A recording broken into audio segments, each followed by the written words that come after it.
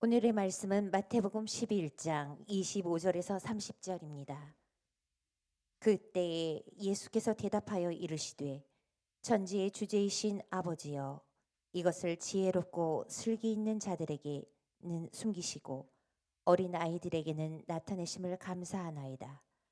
옳소이다. 이렇게 된 것이 아버지의 뜻이니이다.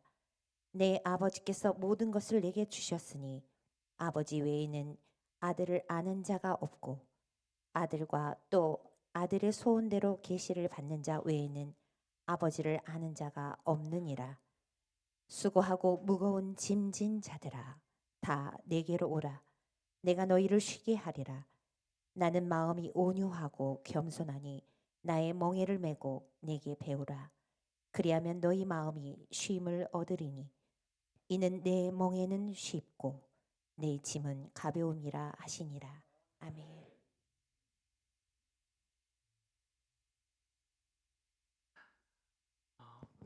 오래전에 있었던 일이었습니다. 어떤 분이 저에게 이렇게 이야기를 하더라고요. 예수님은 사기꾼인 것 같아요. 제가 그 이야기를 들으면서 깜짝 놀란 적이 있습니다. 그 이유가 오늘 말씀 때문이었습니다. 수고하고 무거운 짐진 자들아, 다 내게로 오라. 내가 너희를 쉬게 하겠다. 예수님께서 말씀하셨죠. 무슨 말씀입니까? 아무것도 안 할 수 있도록 만들어 주겠다라고 그렇게 27절에 이야기를 하더니 뒤에 29절 한번 보십시오. 나의 멍에를 매라고 이야기를 하지 않습니까? 그리고 30절에서는 이야기를 하기를 내 멍에는 쉽고 내 짐은 가볍다. 이 무슨 말입니까? 아니, 져야 할 짐은 똑같이 있는데 예수님의 짐으로 갈아타기 하도록 만들려고 예수님께서 이런 말씀하시는 거 아닙니까? 처음에는 짐 짓는 것, 그것을 내려놓도록 만들더니 얼마 지나고 난 다음에는 교회에서도 이거 해라, 저거 해라. 교회 오면 아무 짐도 안 지고 다 쉬는 것처럼 하더니 한 6개월 지나고 나면, 1년 지나고 나면 이것도 시키고 저것도 시키고 교회 오면 자꾸 할 일이 많아지는 것 같습니다. 예수님이 온유하고 자상한 척 이야기를 하지만 이렇게 말하는 것, 이거 교회 오도록 만드는 상술 아닙니까? 상술? 이래서 나는 더 이상 교회 나가지 않겠습니다. 이렇게 이야기를 하는 거였어요. 저는 이야기를 들으면서 참 충격적이었어요. 그리고 마음이 많이 아팠습니다. 여러분, 우리가 신앙생활 하면서 착각하지 말아야 할 것이 있는데요. 제가 몇 번 이야기를 했던 것 같기도 합니다. 예수님을 따른다라고 하는 건요, 그냥 쫄랑쫄랑 따라가는 게 아니에요. 멍에를 매는 인생, 그것이 바로 예수님을 따라가는 신앙생활을 뜻하는 것입니다.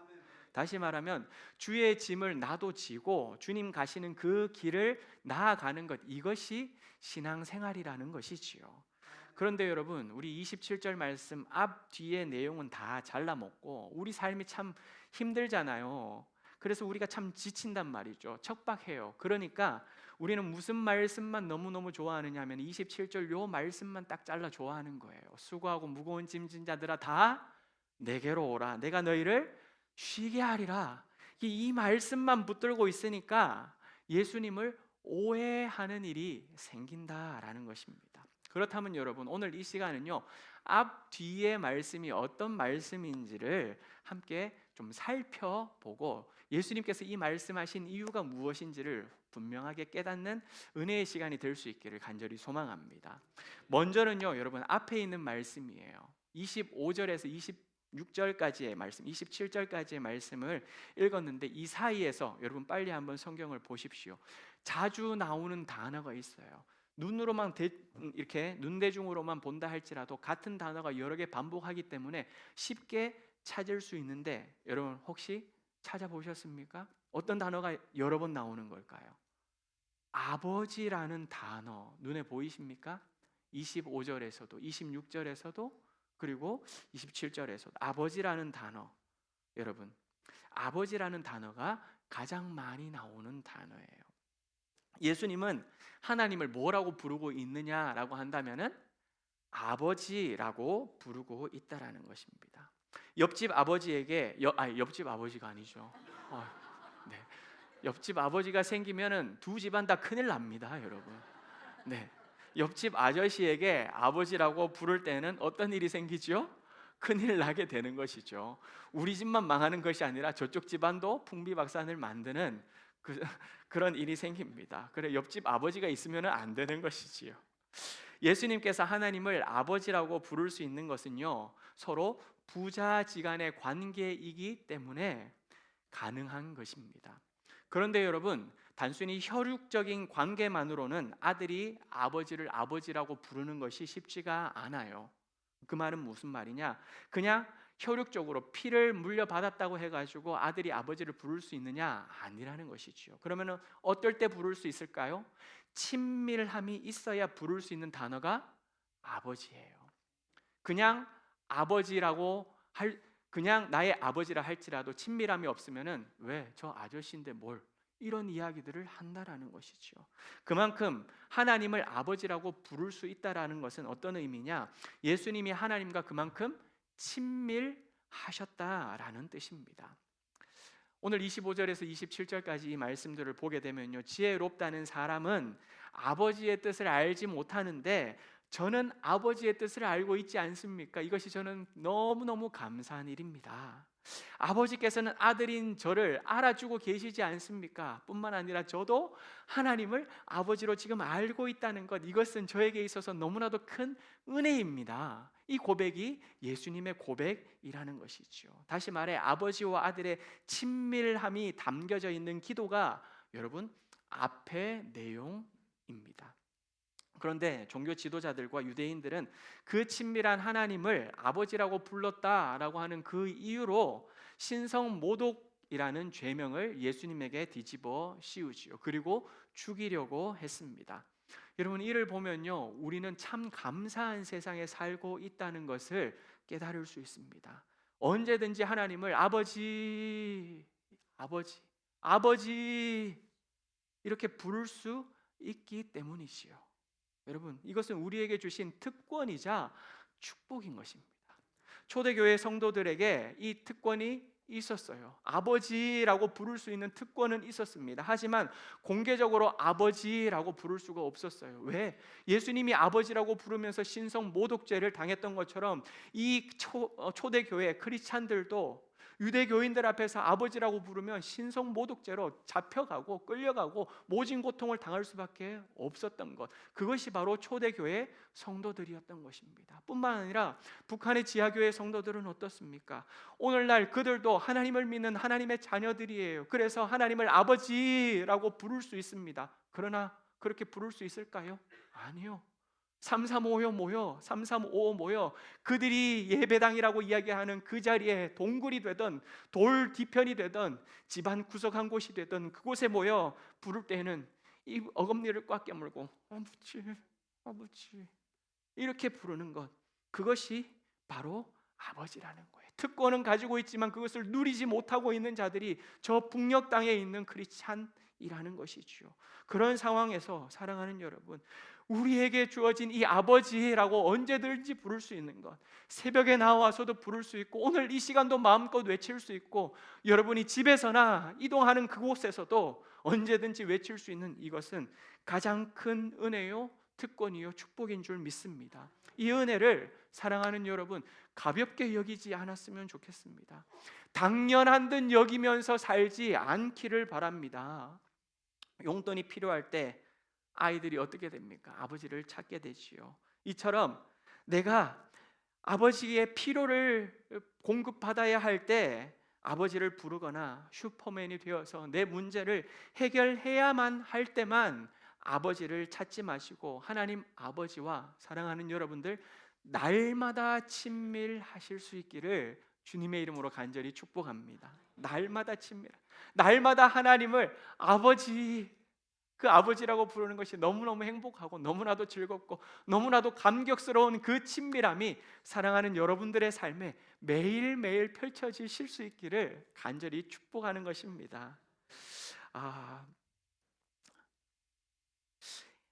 집에서 찬양하는 것도 너무 기쁜 일인데 교회에서 찬양하면 더 은혜가 되니까 여러분 주일이 기대가 되어지고 평소에도 성경을 읽으면 힘이 되는데 교회 나와서 설교를 들으면 더 좋아서 주일이 기다려지고 설레지는 것, 여러분 그게 바로 주님과 친밀한 아들, 딸이 되는 길이라는 것이지요.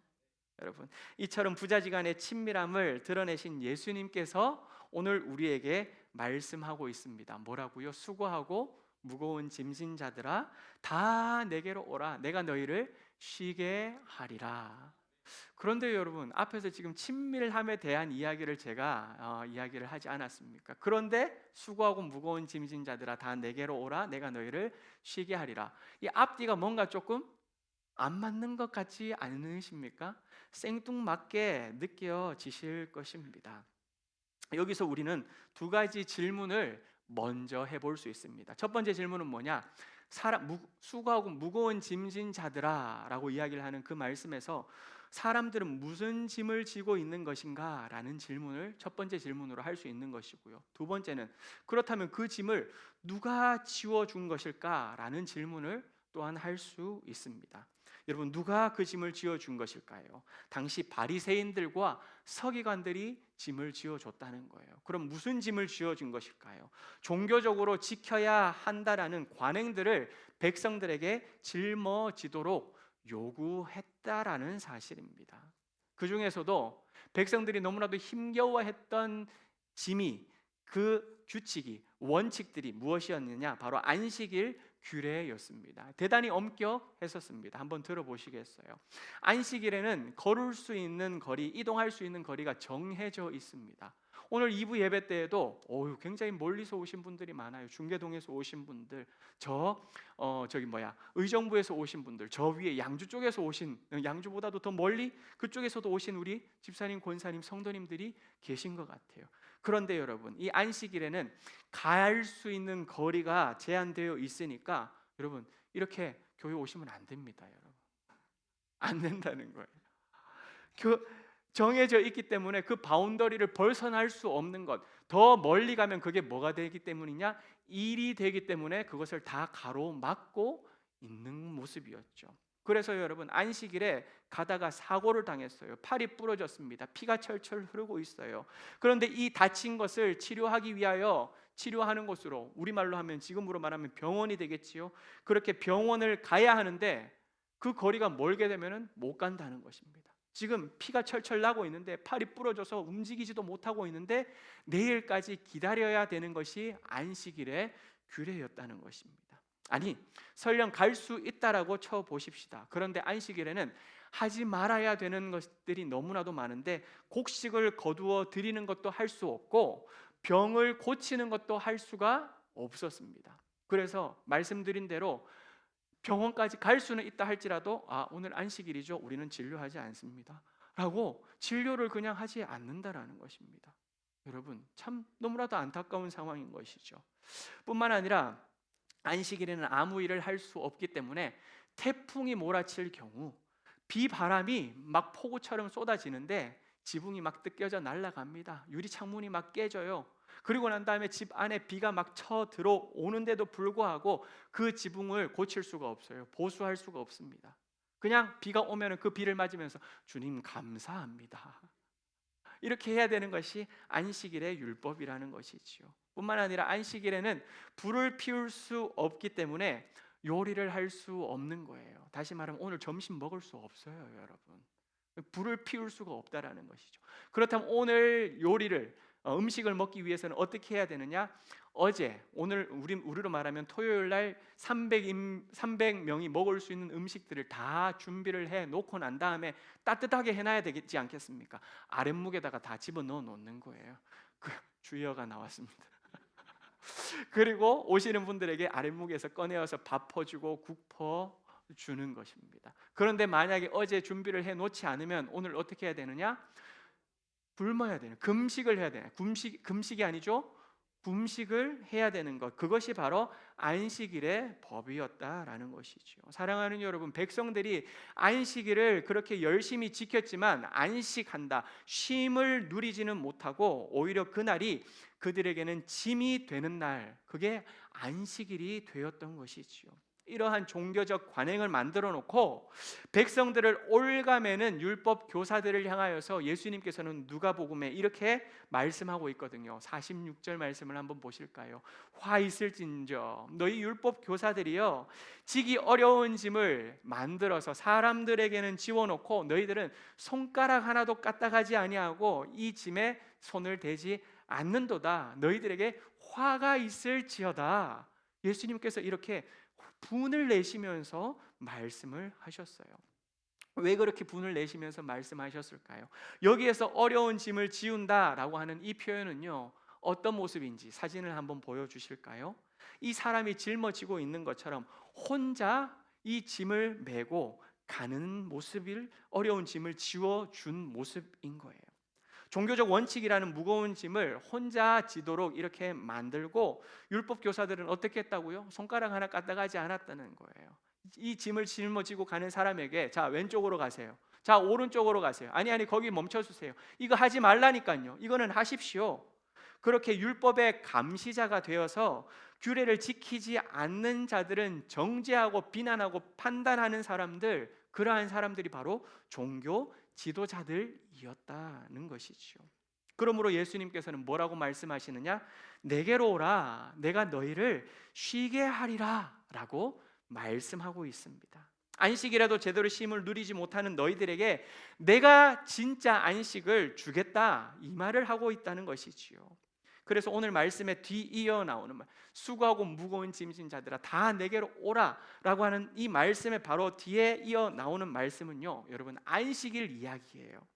제자들이 안식일에 밀밭을 지나갑니다. 배가 너무너무 고파서 어떻게 하지요? 손가락으로 그 밀 이삭을 이렇게 긁어서 비벼가지고 후 불고 입에 넣습니다. 뿐만 아니라 그 뒤에는 안식일에 손 마른 사람, 이 손 마른 자를 예수님께서 고쳐주는 사건을 계속해서 이어 기록하고 있다는 것이죠. 왜 그렇게 말씀하실까요? 구덩이에 빠진 양보다도 사람이 더 귀한 것 아니겠습니까?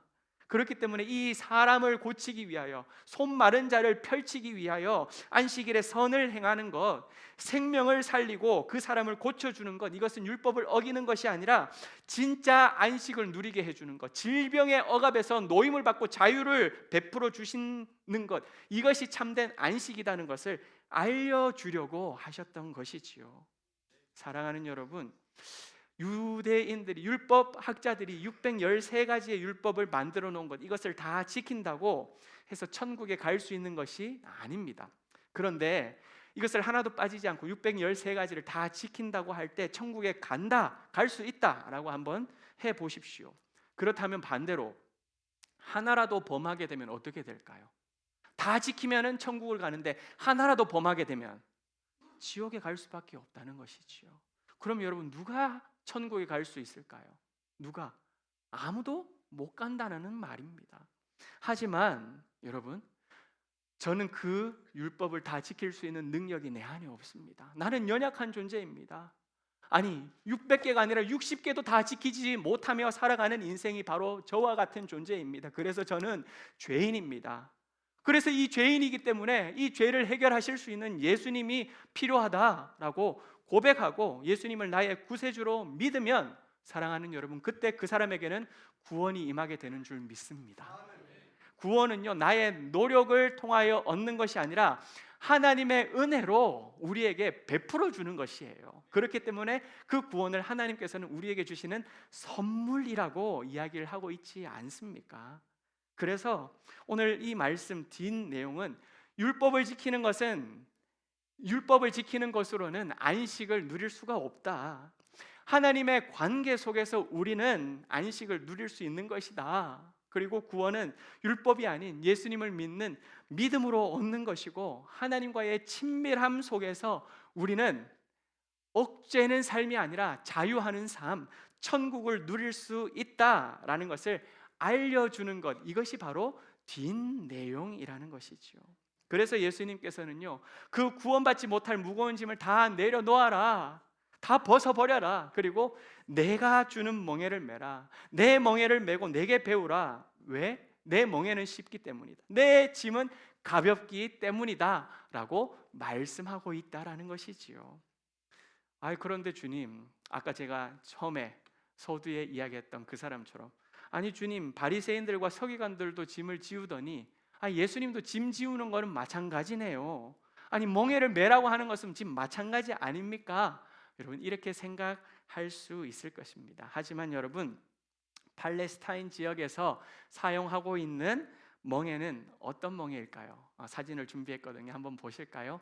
위에 흰 바탕에 있는 작은 사진, 저게 멍에입니다. 안에 고리가 2개 있죠? 2마리의 소나 나귀가 함께 그 멍에를 메고 나아가는 것, 이것이 팔레스타인 지역에서의 멍에라는 것입니다. 다시 말하면 홀로 메는 멍에가 아니에요. 아까 바리새인들과 율법 학자들이 짊어지는 것은 어떤 멍에였죠? 혼자서 짊어지고 가는 거였어요. 그리고 뒤에서 이래라 저래라, 해라 마라, 하지 마라, 너 이거 안 지켰구나, 정죄하는 멍에였지만, 예수님께서 져라라고 하는 예수님의 멍에는 같이 지는 멍에, 함께 매는 멍에였다는 것이지요. 그래서 신명기 22장 10절 말씀을 여러분 새 번역으로 한번 보시면 이렇게 이야기를 하고 있거든요. 소와 나귀에게 같은 멍에를 메워 밭을 갈도록 하지 마십시오라고 이야기를 하고 있습니다. 이 말씀이 무엇이냐? 소와 나귀, 크기가 똑같을까요? 다를까요? 달라요. 힘이 똑같을까요? 다를까요? 달라요. 높이가 똑같을까요? 다를까요? 멍에를 매는 높이가 서로 다르다는 것이죠. 다시 말해서 크기가 다르고 높이가 다른, 힘의 차이가 나는 동물에게 같은 멍에를 씌워보면 어떻게 됩니까? 한쪽에만 더 큰 짐을 지우는 꼴이 되는 것, 이게 바로 멍에였습니다. 그런데 예수님께서는 우리에게 뭐라고 말씀하신다고요?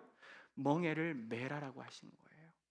너 혼자 멍에를 매는 것이 아니라 나와 함께 멍에를 매자라고 그렇게 말씀하고 있다는 것입니다. 다시 말하면 그 멍에를 매면 우리는 어떻게 될까요?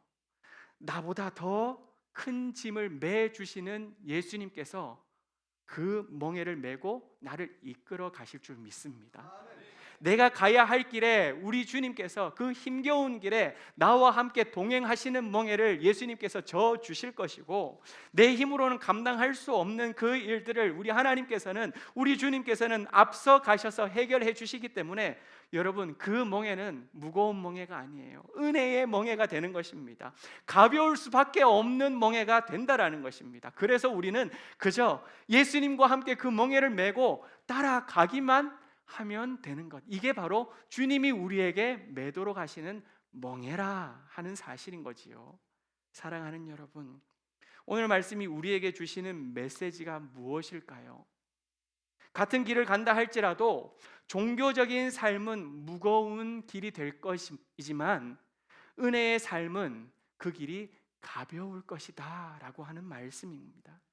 우리의 신앙생활이 종교적인 법칙을 지키고 따라야 한다면 여러분 무거운 짐이 될 거예요. 너무나도 힘겨울 것입니다.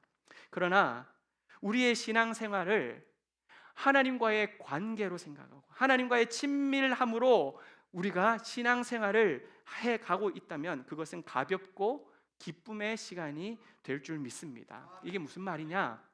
새벽 기도를 의무적으로 나와야 한다. 새벽 기도를 나가야 되는구나 하게 되면은 여러분 그게 짐이 되는 거예요. 그래서 주님 차라리 눈을 뜨지 말게 하여 주옵소서.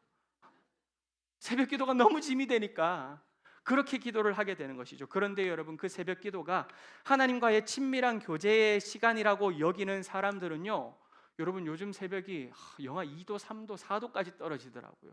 그렇게 칼바람이 불어와도 나오면서 상쾌하다, 미친 것이죠, 그죠? 근데 상쾌하다, 그 시간이 은혜의 시간이 되는 줄 믿습니다. 이게 여러분 의무적으로 새벽 기도에 짐을 지우는 것이 아니라 하나님과의 교제하는 시간이기 때문에, 그 시간 눈보라가 와도 그 시간 고요하고 아무도 간섭받지 않은 그 시간이기 때문에 너무나도 고마워서 그 시간에 나와 주님과 친밀하게 교제하도록 만들어 주신다라는 것이지요. 이것이 바로 신앙이라는 것입니다. 여러분, 신앙생활을 잘 한다는 것은요, 기독교인이니까 내가 이렇게 해야지, 저것도 해야 되겠지, 무엇인가 나에게 이러한 규칙들 저러한 것들을 만들어서 성벽을 쌓아가면서 하나님 이렇게 하고 있습니다, 내가 이거 잘 지키고 있습니다, 검사받기 위하여서 그렇게 하는 것이 신앙생활이 아닙니다. 뭐가 신앙생활이냐? 내 목소리에 귀를 기울여 주겠니? 이렇게 말씀하시는 하나님께 우리가 관심을 가지는 것, 하나님께서 지금 무슨 말씀을 하고 있는가 거기에 귀 기울이는 것, 이게 여러분 신앙생활이라는 거예요. 부자지간, 부녀지간의 특별한 관계 속으로 들어와 주지 않겠니? 너 내 아들이잖아. 너 내 딸이잖아. 너하고 나하고 그런 부자지간이었으면 좋겠어. 부녀지간이기를 원해 라고 말씀하시면서 우리를 그 관계 속으로 초청하시고 불러주시는 하나님께 네 주님 알겠어요 하고 와락 안 키는 거, 여러분 이게 신앙생활이라는 거예요. 시편 말씀을 보면 주의 궁정에서의 한 날이 다른 날에서의 첫날보다 나으며 악인의 장막에 사는 것보다 내가 하나님의 성전에 문지기로 있는 것이 좋습니다 라는 고백이 나옵니다. 여러분, 은혜가 내 안에 가득 차 들어오게 되면요 어떻게 되느냐, 내가 문지기로 있는 것도 너무너무 행복하다는 거예요. 여러분, 문지기가 얼마나 힘든 줄 아세요? 365일 맨날 똑같은 거 하고 앉아 있는 거예요. 오늘도 내일도 모레도 미래도 없는 것처럼 보이고 비전도 없는 것처럼 보이는 것, 그게 문지기의 일상이에요. 그런데 악한 자의 장막에서 내가 배불리 먹고 마시고 즐기면서 사는 그것보다도 내가 은혜를 받고 나니까 문지기로 있는 것이 더 행복하다는 고백이 입에서 터져 나온다라는 것입니다. 의무가 아니라 은혜가 되면 문지기의 고백이 나의 고백이 될 줄 믿습니다. 우리가 예수님을 믿고 은혜 가운데 살면 어떻게 되던가요? 기쁨이 넘쳐오르지요. 감사가 나오게 되지요. 입에서는 찬양이 흥얼흥얼 흘러나오게 된다는 것입니다. 나에게 좋지 않은 일이 일어나요. 불편한 일들이 생깁니다. 왜 이런 일들이 생길까 생각할 수 있지만 그럼에도 불구하고 은혜 가운데 있으면 어떻게 반응하느냐? 이럴 수도 있지 뭐 라는 반응을 하게 된다는 것입니다. 뿐만 아니라 그 아픔 가운데, 고난 가운데 이것도 다 하나님의 뜻이 있을 거야 라는 고백이 우리 입술에서 터져 나오게 되는 줄 믿습니다. 이게 바로 은혜로 신앙생활하는 사람들의 모습이라는 것이지요. 왜 그런 일들이 펼쳐지는 것일까요? 하나님 안에 거하면 그분의 생명력을 우리가 공급받기 때문인 줄 믿습니다. 하나님 안에 있으면 생명력이 그 안에서 우리에게 흘러 넘쳐나오기 때문입니다. 그게 우리 안에서도 그대로 흘러 넘쳐나기 때문이라는 것이죠. 그래서 여러분, 빛과 소금으로 이 세상을 살아가는 것이 나에게 있어서 큰 의미가 되는 거예요. 교회 가면 이것도 해야 돼, 저것도 해야 돼, 빛이 되어야 된다고 그렇게 이야기를 해, 소금이 해야 된다고 말해. 얼마나 무거워. 난 그렇게 살지 못한. 이게 나를 억누르는 짐이 되는 것이 아니라 빛과 소금으로 살아가는 것 한번 해볼 만하지 않을까? 내가 이 세상을 밝히는 삶, 하나님께서 나에게 요구하고 요청하고 있는데 내가 그렇게 한번 살아보는 것, 멋진 인생이 되지 않을까? 여러분, 그렇게 살아가는 것이 내 인생의 의미가 되고 기쁨이 되고 감사가 되어져서 내가 그렇게 살아보겠노라 결단하는 자리로 나아가도록 만드는 것, 이게 바로 은혜의 삶이라는 것이지요. 뿐만 아니라 말씀대로 살아가려고 애를 쓰는데 그게 힘겹지가 않아요. 싫지가 않아요. 오히려 기쁜 거예요. 나도 한번 해보자. 니만 하냐? 나도 한번 해보자. 그러고 난 다음에 말씀을 쫓아 살아가려고 애를 쓴다라는 것입니다. 여러분, 한번 질문해 볼게요. 매여 있고 묶여 있으면 기뻐할 수가 있을까요? 기뻐할 수 없을 것 같아요. 갇혀 있으면 행복할 수가 있을까요? 아니요. 갇혀 있는데 어떻게 행복할 수 있겠습니까? 그러나 주님의 사랑에 매여 있으면 기뻐 찬양하게 되는 줄 믿습니다. 주님의 임재 안에 갇혀 있으면, 그 임재가 나를 사로잡고 있으면 그것이 너무나도 뜨겁고 감사가 되고 은혜가 되어서 답답한 것이 아니라 이게 은혜구나, 이게 나에게 축복이구나 라고 하는 그 놀라운 고백이 우리 입술을 통하여서도 터져 나오게 될 줄 믿습니다. 여러분, 그때 어떤 일들이 벌어지느냐? 성경에 예수님께서 이야기를 하죠. 누가 내게 억지로 오리를 가게 하거든 그 사람과 십리를 동행하고 속옷을 내어달라고 하는 자에게 네 겉옷까지도 내어주라는 이 말씀, 이게 은혜가 안 되고 억지로 율법적으로 우리가 신앙생활하고 있으면 이 말씀 그냥 덮어버리고 싶어요. 무슨 이런 말씀을 하셨나? 이것은 찢어서 그냥 씹어 삼키고 이 장을 넘어가도록 아마 할 것입니다. 그런데 하나님 은혜를 경험하고 나니까, 내가 하나님을 믿는 믿음이 내 안에 파고 들어와서 너무나도 감격스러운 그 은혜를 누리게 되니까 누가 나에게 오리를 가자고 이야기하는 사람이 좀 있어 봤으면 좋겠다라는 생각이 드는 거예요. 그러면 나도 이 말씀을 따라 내가 한 심리를 한번 가보겠노라 라는 마음이 내 마음속에서 물릴 듯 일어나는 거예요. 여러분, 이게 은혜의 삶인 줄 믿습니다. 누가 나에게 속옷을 벗어달라고, 이 추운 날씨에 지나가는 사람 겉옷도 없이 지나가는 그 사람을 보면, 야, 내 겉옷뿐만 아니라 내 속옷도 내어줘 봐야 되겠구나 라는 그 말씀대로 살아가려고 하는, 그렇게 애쓰려고 하는 것이 나에게 있어서 기쁘게 다가온다라는 사실입니다. 막 실천해보고 싶은 마음이 내 안에서도 물일 듯 일어난다라는 것이죠. 이것은요, 종교적인 삶에서부터 올 수 있는 것이 아니라 은혜의 삶에서부터 오게 되는 것인 줄 믿습니다. 사랑하는 여러분, 오늘 말씀이 하고자 하는 것은 이거예요. 종교적인 삶은 무겁다는 것입니다. 하지만 은혜의 멍에를 매는 것은 우리 주님과 함께 가는 것이기 때문에, 주님께서 내 무거운 짐을 다 짊어지고 가주시는 것이기 때문에, 그렇게 가는 신앙생활은 우리가 기쁨으로 갈 수 있다, 감사하게 갈 수 있다, 가볍게 갈 수 있다. 그렇기 때문에 수고하고 무거운 짐진 자들아, 주일이라고 하는, 주일날 가서 이걸 해야 되고 저걸 해야 되고, 기독교인이라고 해서 이렇게 지켜야 되고 이러한 삶을 살아야 되고 한다라는 그 모든 무거운 짐들을 다 내어 던지고 나와 같이 교제하자고, 나와 더 친밀하자고, 그렇게 신앙생활 하다 보면은 너희의 삶 가운데서도 말씀을 따라 순종하며 그 십자가의 길을 따라가는 것, 이것이 바로 기쁨으로 다가올 것이다. 수고하고 무거운 짐진 자들아, 다 내게로 오라. 우리 주님께서 이렇게 말씀하고 있는 것이지요. 사랑하는 여러분, 주님을 아버지라 부르면서 친밀한 하나님의 자녀들 되실 수 있기를 간절히 축복합니다. 여러분, 안식일에 정말 안식이 무엇인지, 신앙생활하는 것이 무엇이 기쁨이고 나에게 힘이 되고 내 무거운 짐들을 다 자유하게 떨쳐줄 수 있는지, 진짜 안식을 맛보며 신앙생활할 수 있는 저와 여러분 되실 수 있기를 주님의 이름으로 간절히 축복합니다. 그때에 여러분, 주의 사랑에 매여 있는 것이 오히려, 주님 저 이게 오히려 기쁨이에요, 주님의 사랑으로 저를 메어 놓으신 것이 오히려 기쁨이고 감사한 일이에요. 주님의 임재 안에 갇혀 있는 것이, 하나님의 방어막이 내 방패를 두르고 있는 것이 오히려 저에게는 은혜입니다. 이 고백이 우리에게 터져 나오게 될 것입니다. 그 기쁨을 함께 고백하며 주님이 가신 그 길을 순종하며 따라가실 수 있는 참된 신앙생활 하실 수 있는 저와 여러분 되기를 주님의 이름으로 간절히 축복합니다. 오늘 주신 말씀을 우리가 생각하면서 오직 주의 사랑에 매여 내 영 기뻐 찬양합니다.